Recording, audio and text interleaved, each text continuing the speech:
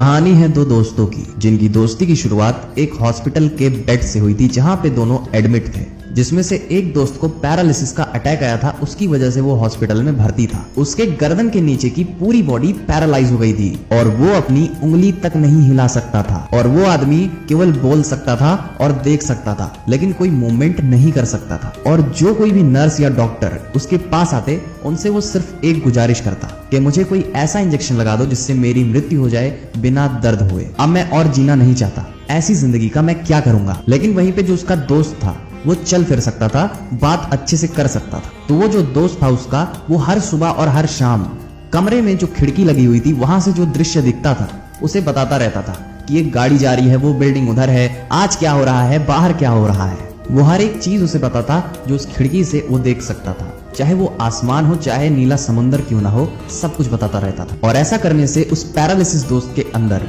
जीने की एक नई उम्मीद जाग चुकी थी। और अब वो पैरालिसिस दोस्त एक नई सुबह और एक नई शाम को इंतजार करने के लिए बेकरार था, क्योंकि वो चाहता था कि नीचे क्या हो रहा होगा वो अपने दोस्त के मुंह से सुनना चाहता था।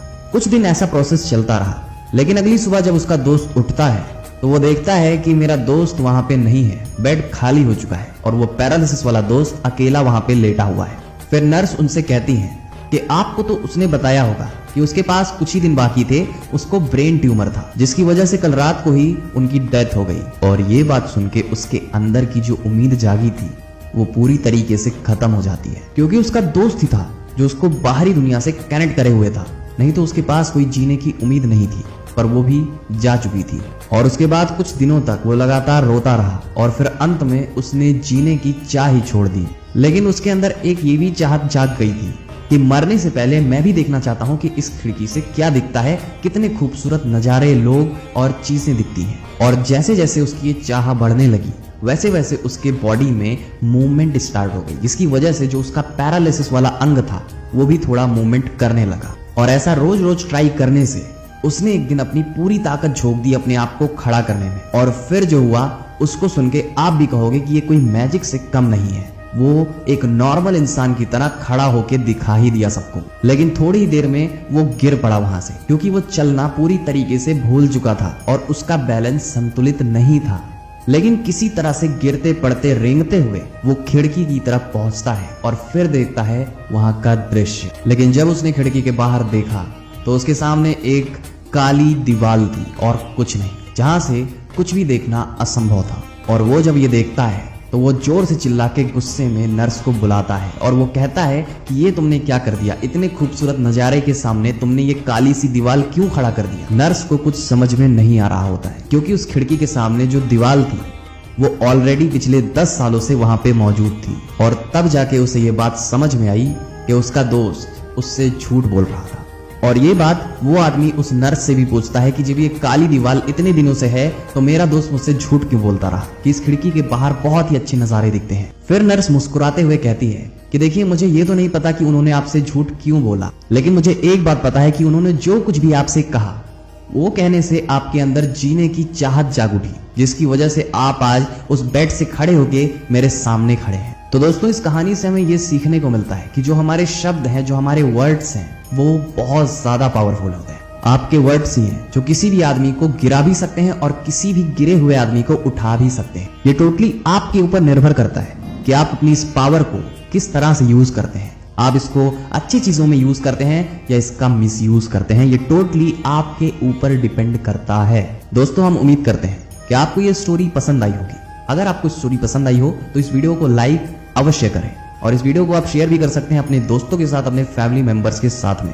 और आगे भी ऐसी स्टोरीज पाना चाहते हैं और इस चैनल पे पहली बार आए हैं तो आप हमारे YouTube चैनल को सब्सक्राइब करें। कहानी है दो दोस्तों की जिनकी दोस्ती की शुरुआत एक हॉस्पिटल के बेड से हुई थी जहां पे दोनों एडमिट थे। जिसमें से एक दोस्त को पैरालिसिस का अटैक आया था, उसकी वजह से वो हॉस्पिटल में भर्ती था। उसके गर्दन के नीचे की पूरी बॉडी पैरालाइज हो गई थी और वो अपनी उंगली तक नहीं हिला सकता था। और वो आदमी केवल बोल सकता था और देख सकता था लेकिन कोई मूवमेंट नहीं कर सकता था। और जो कोई भी नर्स या डॉक्टर उसके पास आते उनसे वो सिर्फ एक गुजारिश करता कि मुझे कोई ऐसा इंजेक्शन लगा दो जिससे मेरी मृत्यु हो जाए बिना दर्द हुए। अब मैं और जीना नहीं चाहता, ऐसी जिंदगी का मैं क्या करूंगा। लेकिन वहीं पे जो उसका दोस्त था वो चल फिर सकता था, बात अच्छे से कर सकता था। तो वो जो दोस्त था उसका, वो हर सुबह और हर शाम कमरे में जो खिड़की लगी हुई थी वहां से जो दृश्य दिखता था उसे बताता रहता था कि एक गाड़ी जा रही है, वो बिल्डिंग उधर है, आज क्या हो रहा है, बाहर क्या हो रहा है। वो हर एक चीज उसे पता था जो उस खिड़की से वो देख सकता था, चाहे वो आसमान हो, चाहे नीला समुंदर क्यों ना हो,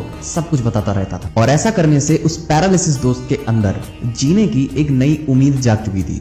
और अब वो पैरालिसिस दोस्त एक नई सुबह और एक नई शाम को इंतजार करने के लिए बेकरार था, क्योंकि वो चाहता था कि नीचे क्या हो रहा होगा वो अपने दोस्त के मुंह से सुनना चाहता था।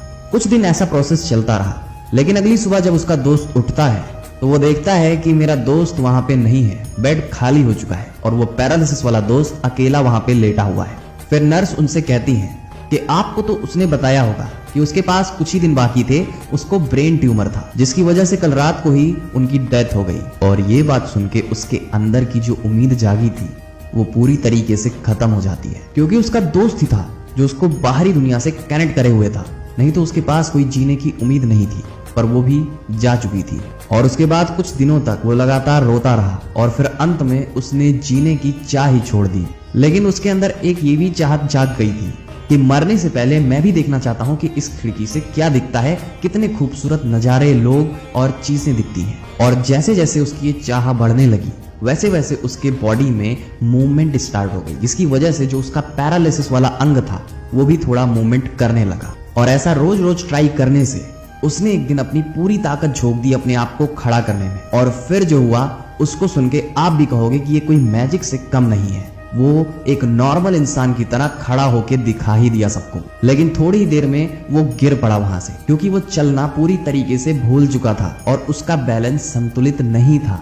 लेकिन किसी तरह से गिरते पड़ते रेंगते हुए वो खिड़की की तरफ पहुंचता है और फिर देखता है वहां का दृश्य। लेकिन जब उसने खिड़की के बाहर देखा तो उसके सामने एक काली दीवार थी और कुछ नहीं, जहां से कुछ भी देखना असंभव था। और वो जब ये देखता है तो वो जोर से चिल्ला के गुस्से में नर्स को बुलाता है और वो कहता है कि ये तुमने क्या कर दिया, इतने खूबसूरत नजारे के सामने तुमने ये काली सी दीवार क्यों खड़ा कर दिया। नर्स को कुछ समझ में नहीं आ रहा होता है, क्योंकि उस खिड़की के सामने जो दीवार थी वो ऑलरेडी पिछले 10 सालों से वहां पे मौजूद थी। और तब जाके उसे ये बात समझ में आई कि उसका दोस्त उससे झूठ बोल रहा था।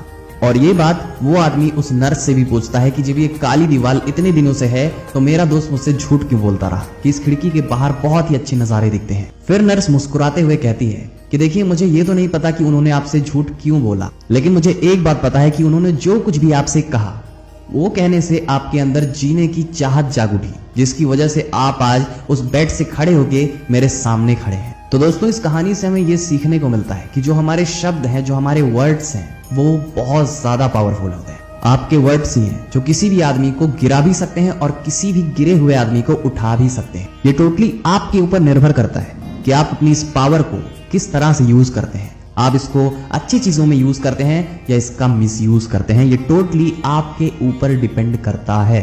दोस्तों, हम उम्मीद करते हैं कि आपको ये स्टोरी पसंद आई होगी। अगर आपको स्टोरी पसंद आई हो तो इस वीडियो को लाइक अवश्य करें और इस वीडियो को आप शेयर भी कर सकते हैं अपने दोस्तों के साथ, अपने फैमिली मेंबर्स के साथ में। और आगे भी ऐसी स्टोरीज पाना चाहते हैं और इस चैनल पे पहली बार आए हैं तो आप हमारे YouTube चैनल को सब्सक्राइब